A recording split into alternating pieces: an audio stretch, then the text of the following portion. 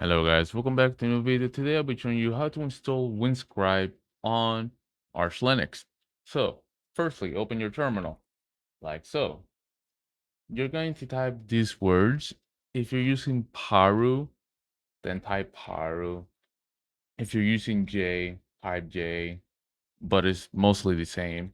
I'm gonna use Paru, and you're gonna put this thing and an S.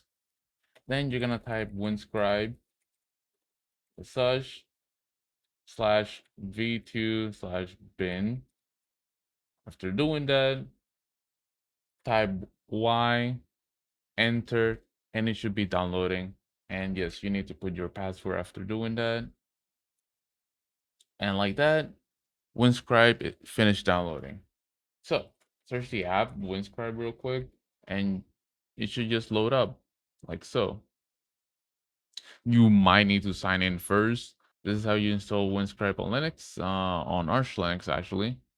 But you can switch to any VPN that you want in here, and that's it.